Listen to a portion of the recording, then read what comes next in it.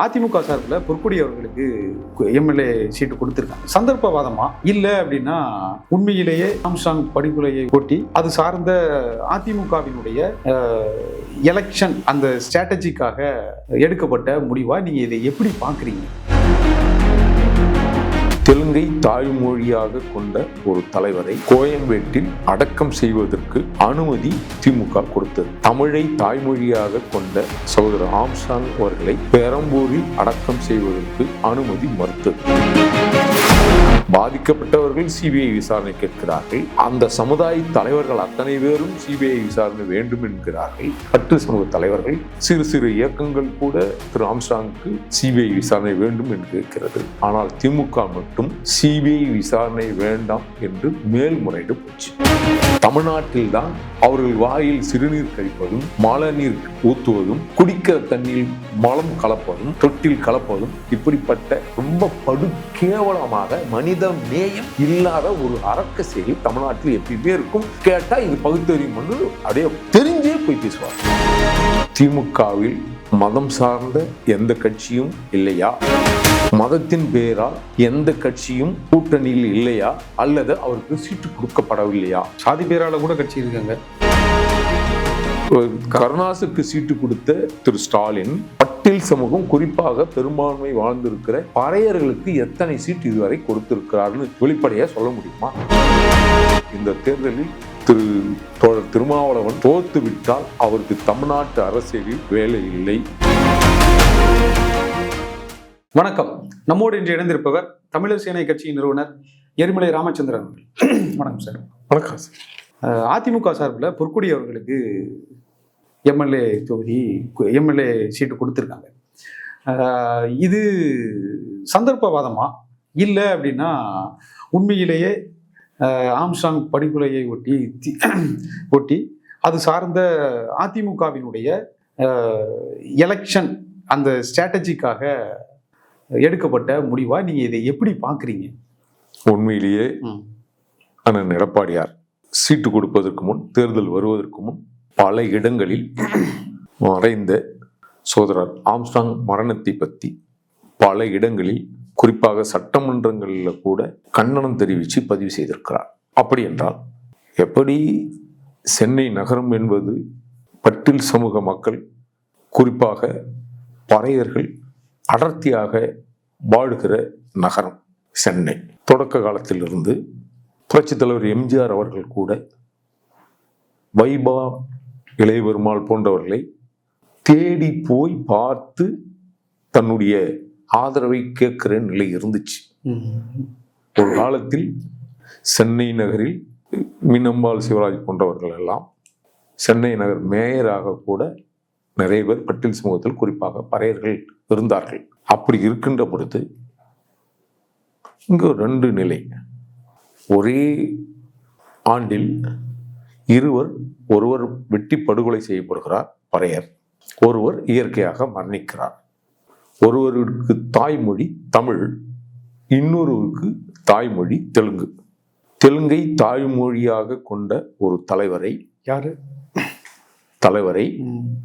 கோயம்பேட்டில் அடக்கம் செய்வதற்கு அனுமதி திமுக கொடுத்தது. தமிழை தாய்மொழியாக கொண்ட சகோதரர் ஆம்ஸ்ட்ராங் அவர்களை பெரம்பூரில் அடக்கம் செய்வதற்கு அனுமதி மறுத்தது. அதே போல திரு ஆம்ஸ்ட்ராங் அவர்களுடைய படுகொலையில் தொடர்ச்சியாக சிபிஐ விசாரணை வேண்டும் என்று திருமதி பொற்கொடி அவர்கள் கேட்டார்கள். பகுஜன் சமாஜ் பார்ட்டியும் கேட்டது. எங்களை போன்றவர்கள், நான் கூட கடுமையாக பல விவாதங்களில் திரு ஆம்ஸ்ட்ராங் அவர்களுடைய மரணத்தை நீதி விசாரணை வேண்டும் என்று சொன்னால் சிபிஐ விசாரணை வேண்டும் என்று நாம் கூட பேசியிருக்கோம். ஆனால் திட்டமிட்டே தமிழக அரசு மேல்முறையில் அதில் கூட சிபிஐ விசாரணை வேண்டாம் அப்படின்னு சொல்றது. பாதிக்கப்பட்டவர்கள் சிபிஐ விசாரணை கேட்கிறார்கள். அந்த சமுதாய தலைவர்கள் அத்தனை பேரும் சிபிஐ விசாரணை வேண்டும் என்கிறார்கள். பட்டு சமூக தலைவர்கள், சிறு சிறு இயக்கங்கள் கூட திரு ஆம்ஸ்ட்ராங்குக்கு சிபிஐ விசாரணை வேண்டும் என்று கேட்கிறது. ஆனால் திமுக மட்டும் சிபிஐ விசாரணை வேண்டாம் என்று மேல்முறையீடு போச்சு. அப்படி என்றால் ஒரு பச்சை படுகொலையை சென்னை மாநகரில் ஒரு பட்டியல் சமூக தலைவருக்கு நடந்திருக்கு. இதுக்கு நீதி வேண்டும் என்றால் அதுவும் ஒரு இந்திய அளவிலான ஒரு கட்சியினுடைய மாநில தலைவர் இருக்கார். தேசிய தலைவர், தேசிய கட்சியினுடைய ஒரு மாநில தலைவர். அப்போ தேசிய கட்சியினுடைய ஒரு மாநில தலைவருக்கு பாதுகாப்பு இல்லை என்பதற்காக பாதிக்கப்பட்ட முதுகுடி தமிழச்சி நீதி கிடைக்க வேண்டும் என்று சொன்னால் சட்டமன்றத்தில் ஓங்கி குரல் எழுப்ப வேண்டும் என்று சொன்னால் அவருடைய மனைவி எம்எல்ஏ ஆக வேண்டிய கட்டாயமும் நிர்பந்தமும் இயற்கையாக வருது. அதை அறிந்து கொண்ட புரட்சி தமிழர் அண்ணன் எடப்பாடியார் சாதி பேதமற்ற ஒரு பச்சை தமிழர் ஒரு வாய்ப்பை வழங்கியிருக்கிறார். இதுல எந்த ஒரு அரசியல் இல்லை. பாதிக்கப்பட்டவர்கள் நாளைக்கு சட்டமன்றத்தில் அவருடைய குரல் எழுப்ப வேண்டும், சிபிஐ விசாரணை போக, இப்படி நிறைய சிக்கல் இருக்கு. அவர்களுடைய எதிர்காலத்தை மனசுல வச்சுக்கிட்டு பெண் விடுதலை பேசுகிற கட்சிகள் கூட மௌனித்து கொண்டிருந்த சில கட்சிகள் எல்லாம் கூட அப்படி இருக்கின்ற காலத்தில் அண்ணன் தமிழராக ஒரு பெரிய வாய்ப்பு கொடுத்திருக்கிறார். சகோதரி அருமையான வெற்றியை இந்த தேர்தலில் பெறுவார் என்பது தமிழர் சேனை கட்சியின் சார்பாக உள்ளபூர்வமாக நான் தெரிவித்துக் கொள்கிறேன். ஆம்ஸ்ட்ராங்கினுடைய அந்த படுகொலையில திமுகவினுடைய செயல்பாடு திருப்தியா இல்லையா? இல்லை. வட சென்னை பொறுத்தவரை இங்கு குறிப்பாக பட்டியல் சமூகத்தில் இருப்பவர்கள் யார் வளர்ந்து வந்தாலும் அவருக்கு பல்வேறு நெருக்கடிகள் இவர்கள் கொடுப்பார்கள். ஏதோ விதத்தில் கொடுப்பார்கள். அவர்கள் வளர விடாமல் பார்த்துப்பார்கள். அவர்கள் மீது பொய் வழக்கு போட்டு ஒரு குற்றவாளியாக மாத்துகிற நிலையெல்லாம் கூட கடந்த காலத்தில் நடந்திருக்கு. திமுக அரசுல நிறைய பேர் முடங்கி போனதுக்கு காரணம், இதுக்கெல்லாம் காரணம் திரு கருணாநிதி அவர்களுக்கு இப்படி ஒரு வஞ்சம். இந்த பட்டியல் சமூகம் குறிப்பாக பறையர்கள் மீது இந்த வஞ்சம் ஏன் வந்தது என்று சொன்னால், அந்த காலத்தில் சென்னை நகரில் ஒரு மாவீரன் வாழ்ந்தார். அவர் பேர் ஆரிய சங்கர். ஆரிய சங்கரனை எதிர்கொள்ள முடியாமல் திரு கருணாநிதி அவர்கள் அவர் ஆட்சிக்கு வந்த பிறகு அவருடைய மரணமே எப்படி நடந்தது என்கின்ற கேள்வி இருக்கு. உங்களுக்கு தெரியும், பாம்பையும் பாப்பானையும் ஒரே நேர்கோட்டில் கண்டால் பாம்பை விட்டு பாப்பான அடின்னு ராமசாமி நாயக்கர் பல கூட்டங்களில் பேசினாரே, அந்த பாப்பான் என்று சொன்ன ஆரிய சங்கரனை தானே குறிக்குமே தவிர இது அது இல்லை. அப்ப பாம்பை ராமசாமி நாயக்கர் என்கின்ற சொல்லப்படுகிற பெரியாருடைய கூட்டங்கள் எல்லாம் பாம்பை போட்டு அந்த கூட்டத்தை கலைத்தவர் திரு ஆரிய சங்கரன். ஒவ்வொரு கூட்டத்திலையும் பாம்பு விட்டுருக்காரு. அதனால கூட்டத்தில் பாம்பையும் பாப்பானையும் ஒன்னா பார்த்துட்டீங்கன்னா பாம்பை விட்டு ஆரிய சங்கரன் என்ற பாப்பானை அடி, ஆரியன்னு இருக்குல்ல அவரை அடின்னு ஒரு பேச்சு பெரியார் அவர்கள், நீங்களாம் சமத்துவம் பேசுறீங்களே, அவரால் நடந்தது. இல்லை, இந்த இந்த படுகொலையில மிகப்பெரிய அளவுல தலித் மக்களுடைய பெரும் நம்பிக்கையா இருக்கக்கூடிய திருமாவளவன் அவர்கள் இதுல கொஞ்சம் அமைதிக்காருங்க, இது நம்ம தீர்த்தரலாம் அப்படின்னு தானே பேசினாரு. இல்லை, இது தீர்ப்பதற்கு ஒன்றும் இல்லை. உண்மையான எப்படி வேங்கை வயலில் மழைநீர் குடித்துவிட்டு குடித்தவர் மீதே இந்த அரசு வழக்கு போட்டு அவர்கள்தான் கலந்தார்கள் என்கின்ற ஒரு பச்சை பொய்யை இந்த அரசு செஞ்சிச்சு. யாரும் மறுக்க முடியாது. யாராவது எந்த உலக நாட்டிலேயே யுத்த காலங்களில் கூட நீரில் விஷம் கலப்பதோ மலம் கலப்பதோ உலக நாட்டிலே கிடையாது. அப்படி இருக்கின்ற பொழுது தமிழ்நாட்டில்தான் அவர்கள் வாயில் சிறுநீர் கழிப்பதும் மழை நீர் ஊற்றுவதும் குடிக்கிற தண்ணீர் மலம் கலப்பதும் தொட்டில் கலப்பதும் இப்படிப்பட்ட ரொம்ப படுகேவலமாக மனித நேயம் இல்லாத ஒரு அரக்க செயலி தமிழ்நாட்டில் எப்பயுமே இருக்கும். கேட்டா இது பகுத்தறிவுன்னு அப்படியே போய் தெரிஞ்சே போய் பேசுவார்கள். அது மட்டும் அல்லாது பாஜக வந்துடும். அன்றைக்கு திரு ரஞ்சித் அவர்கள் பொற்கொடிக்கு ஒரு ஆதரவு கொடுக்கல, அந்த டாக்கும் நிறைய போயிட்டே இருந்துச்சு. ஏன்னா தொடர்ந்து ரஞ்சித்தா இருக்கட்டும், இல்லை மற்ற தலித் அமைப்புகளாக இருக்கட்டும், முற்போக்காளர்கள் எல்லாருமே அதிமுகவை எதிர்க்கிறதுக்கான காரணம் அங்கே பிஜேபி இருக்கு, பிஜேபி ஆட்சியை பிடிச்சிரும் அப்படின்னு தான் சொல்லிக்கிட்டே இருந்தாங்க. ஸோ இப்போ ஏன் தீவிரமான பிஜேபி எதிர்ப்பையும் சனாதன எதிர்ப்பையும் எடுக்கிற ரஞ்சித் அவர்கள் வந்து ஏன் தொடர்ந்து இப்போ அவர்கள் பொற்கொடியை ஆதரிக்கிறதுக்கான காரணம் என்ன அப்படின்னும் நிறைய சோசியல் மீடியாலலாம் நிறைய எழுதிட்டுலாம் இருக்காங்க. திமுக சார்பா அவங்க ஐடிவிங் சார்பாலாம் நிறைய எழுதிட்டு இருக்காங்க. ஸோ உண்மையில அங்கே அது என்ன காரணம் அவர் ஆதரிக்கிறதுக்கான? இங்க என்னன்னா, பாதிக்கப்பட்டவர்கள் அதிகாரத்துக்கு வந்துடக்கூடாது. இது திமுகவினுடைய எழுதப்படாத ஒரு சட்டம். பாஜக வந்தால் ஏன் பாஜக எதிர்க்கிறார்கள் என்றால் அது RSSனுடைய பின்புலத்தில் பாஜக இருக்கு அப்படி என்ற ஒரு கட்டமைப்பை கட்டி திரு ரஞ்சித் அவர்கள் ஆதித்த உடனே பார்த்தீங்களா அவரும் சங்கிதான் அப்படி என்ற ஒரு கட்டமைப்பை கட்டுகிறார்கள். வெளிப்படையாக ஒன்று சொல்கிறேன், திமுகவில் மதம் சார்ந்த எந்த கட்சியும் இல்லையா அப்படி என்ற கேள்வி இருக்கு. மதத்தின் பெயரால் எந்த கட்சியும் கூட்டணியில் இல்லையா அல்லது அவருக்கு சீட்டு கொடுக்கப்படவில்லையா? சாதி பேரால கூட கட்சி இருக்காங்க. இது முதல்ல மதம் இருக்குல்ல, மதம் பேரா இருக்கு. ஒருவர் வந்து முக்குலத்தோர் அப்படின்னு சொல்றது சாதி கட்சி தானே. அதுவும் இல்லாத செல்வகுமார்னு யாரோ, அவங்கெல்லாம் எனக்கு தெரியாது. கே செல்வகுமார் கட்சி. அவர் வெளிப்படையாக சொல்கிறார், நான் RSSலிருந்து வந்தேன். அவருடைய தகுதி திமுக அவருக்கு சீட்டு கொடுத்ததனுடைய அவருக்கு தகுதி, அவர் RSSகாரர் என்றைக்காவது பயன்படுவார். ஒரு பக்கம் இஸ்லாம் பேரில் வைத்திருக்கிற கட்சிக்காரர்களுக்கு கூட்டணி, அவர்களுக்கு சீட். ஒரு பக்கம் கருணாஸ் போன்ற சாதி வெறியர்களுக்கு சீட்.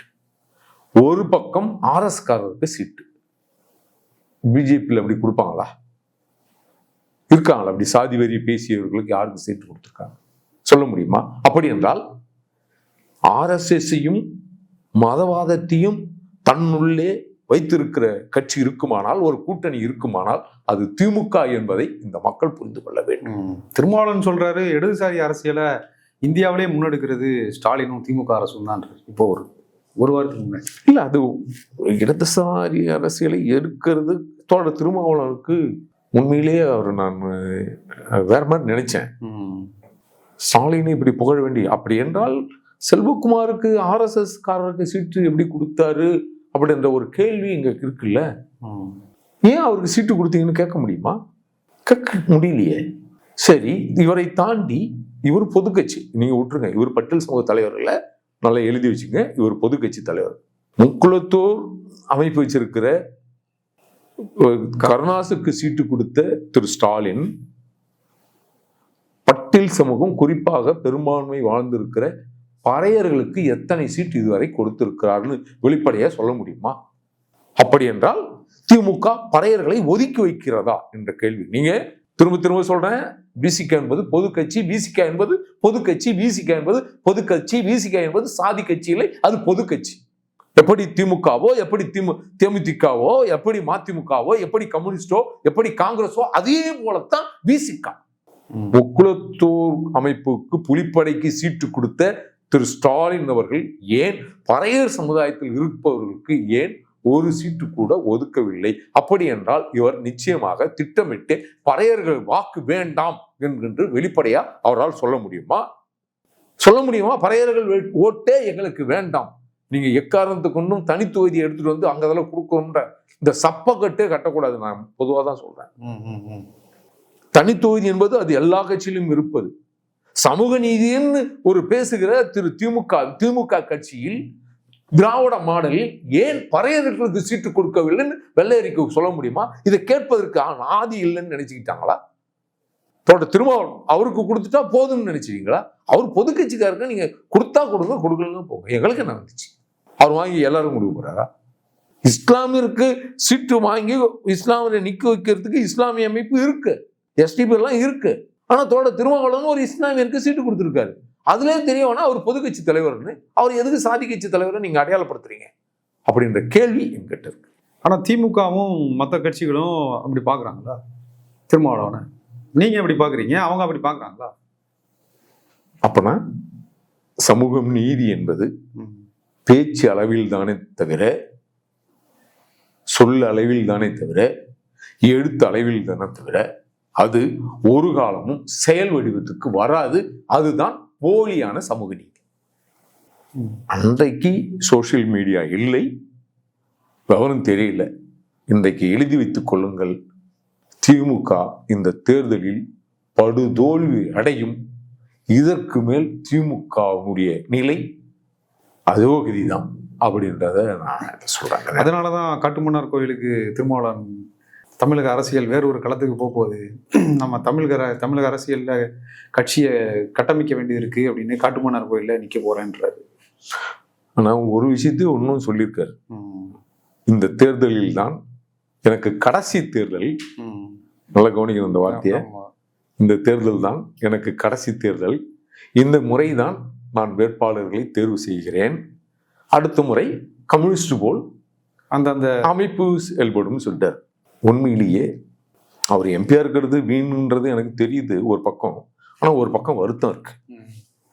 இன்றைக்கு பட்டியல் சமூகம், அவர் பாராளுமன்றத்தில் அல்லாஹு அக்பர்னு கத்துவாரு, இங்க குறிஞ்சாங்குளத்தில் என் மக்கள் ஆணுறுப்பை அறுக்கப்பட்டு செத்து போனார்கள்னு ஒரு நாள் கூட அவர் பேசல.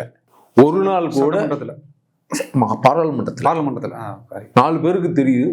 இந்தியாவில் இருக்கிற அனைத்து மாநிலங்களிலிருந்து சேர்ந்து உட்கார்ந்து இருக்கிற எம்பிகளுக்கு குறிஞ்சாங்குளம் என்ற ஊருக்கு அங்கே எமது மக்கள் அங்க அவர் பொது தலைவர் அவர், நீங்க நான் அப்படி சொல்லலை, பறையர்கள் என்று ஒரு சமூகம் வாழ்ந்து கொண்டிருக்கு, சாம்பார்கள் என்று ஒரு சமூகம் வாழ்ந்திருக்கு, ஆதி திராவிடர்னு ஒரு சமூகம் வந்திருக்கு, அவர்களை குறிஞ்சாங்குளத்தில் ஆணுறுப்பை அறுத்திருக்கிறார்கள்னு அவர் பேசல. அதே போல பல நேரங்களில் அவர் பொது தலைவர், நாங்கள் திரும்ப சொல்றேன், அவர் பொது தலைவர், அவர் பட்டியல் சமூக மக்களுக்காக ஒதுக்கப்படுகிற நிதியை எடுத்து ஒரு முறை கூட முழுமையாக செலவிடப்படலைன்னு அவர் பாராளுமன்றத்தில் ஒரு முறை கூட அவர் பாராளுமன்றத்தில் பேசல. அதுக்காக நான் சொல்லல அவர் எம்பியா இருக்கு, எங்களுக்கான தலைவர் இல்லை அப்படின்றது. நான் அவர் சாதியாளன்னா என் ஜாதிக்காரன் நான் பார்த்துக்கிறதே தவிர செயலால் அவர் என் சாதிக்கு என்ன செஞ்சிருக்கிறார்ன்ற கேள்வியெல்லாம் இருக்கு. ஆனால் ஒரு சிதம்பரம் என்கின்ற ஒரு கட்டமைப்போடு இருக்கிற ஒரு பாராளுமன்றம் 5-6 சட்டமன்ற தொகுதிகளை சேர்ந்து ஒரு பாராளுமன்றம், அது இங்கு தமிழ்நாட்டில் இருக்கிற சிக்கல்களை பாராளுமன்றத்தில் பேசினால் ஒரு தீர்வும் அனைவருக்கும் தெரியும், இந்தியா முழுக்க அந்த செய்தியா மாறும். அவர் திட்டமிட்டே இந்த சட்டமன்றத்துக்கு வரார். சட்டமன்றத்தில் ஏற்கனவே இருந்த சிந்தனை செல்வம் அங்க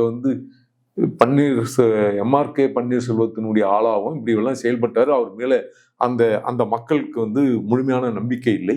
அங்க இளைய பெருமாளெல்லாம் அங்க நின்று அந்த களப்பணி ஆற்றிய ஒரு காலமும் சூழலும் இருந்துச்சு. அந்த அளவுக்கு இவர்கள் புரட்சியாளர்கள் போல் வந்தார்கள். ஆனால் இவர்களும் ஆண்டைகளும் அடிமைப்பட்டது போல் அவர் பேர் என்ன, பொன்முடி, எம்ஆர்கே பன்னீர்செல்வம் போன்றவர்கள் அடிமை போல் இவர்கள்லாம் நடந்து கொண்டார்கள். அதனால் அவர் ஜெயிச்சதனால் இந்த மக்கள் பெரிதளவில் வளர்ச்சி பெற்றார்களா என்றால் இல்லவே இல்லை என்றுதான் பொருள். அதனால் மீண்டும் அந்த தொகுதியில் நிற்க வைக்கப்பட்டிருந்தால் ஒரு சிந்தனை செல்வன் உறுதியாக தோற்று போயிருப்பார். அதனால் அந்த தொகுதியை விட்டுவிடக்கூடாது என்பதற்காக திட்டமிட்டே ஒரு பொய்யான சப்பக்கட்டை கட்டி இவர் இங்க நிற்கிறார். இந்த தேர்தலில் தோழர் திருமாவளவன் தோத்து விட்டால் அவருக்கு தமிழ்நாட்டு அரசியலில் வேலை இல்லை அப்படின்றத இது நம்ம பொருள் கொள்ளும். அதனால் அவர் தவறு செய்து விட்டார் தான் நான் கருதுகிறேன்.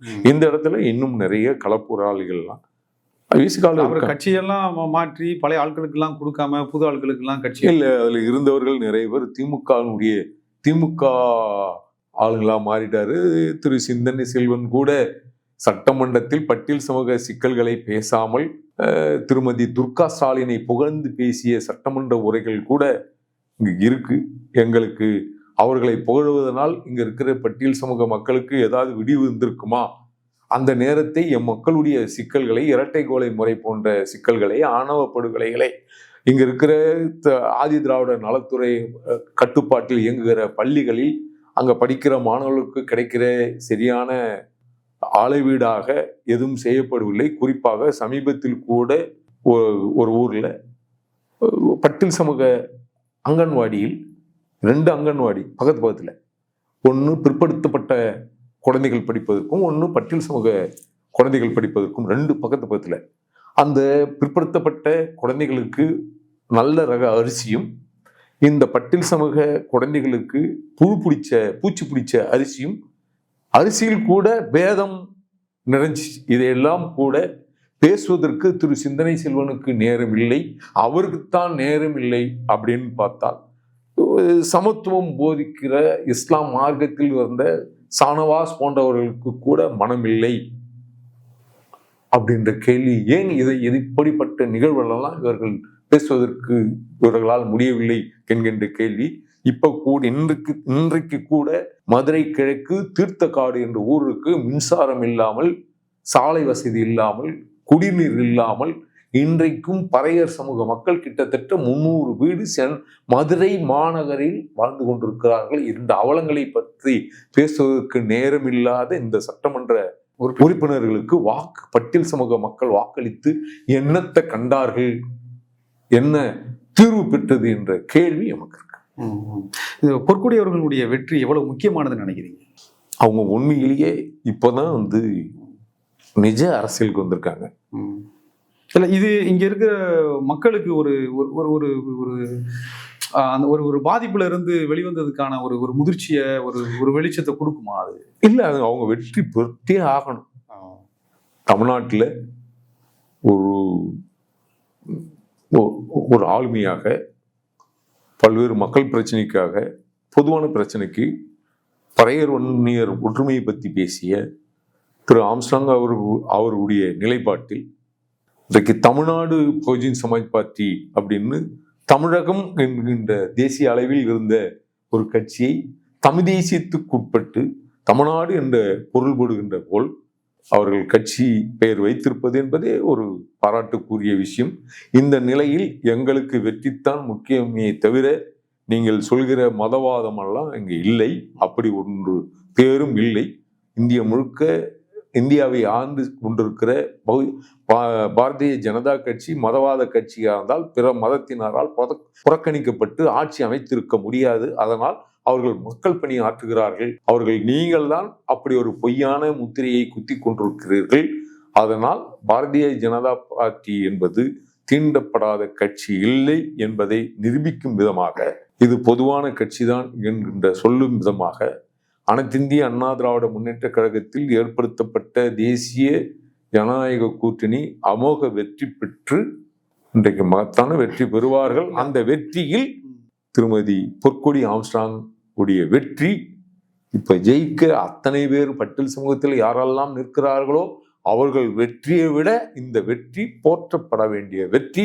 அவர்களுக்கு வாய்ப்பு கொடுத்து புரட்சி தமிழர் அண்ணன் எடப்பாடியார் அவர்களுக்கு தமிழர் சேனை கட்சியின் சார்பில் நெஞ்சார்ந்த நன்றிகளை இந்த தருணத்தில் தெரிவித்துக் கொள்கிறேன். ஓகே சார், உங்களுடைய கருத்துக்களை மிக தெளிவாக முன் வச்சதுக்கு ரொம்ப நன்றி சார்.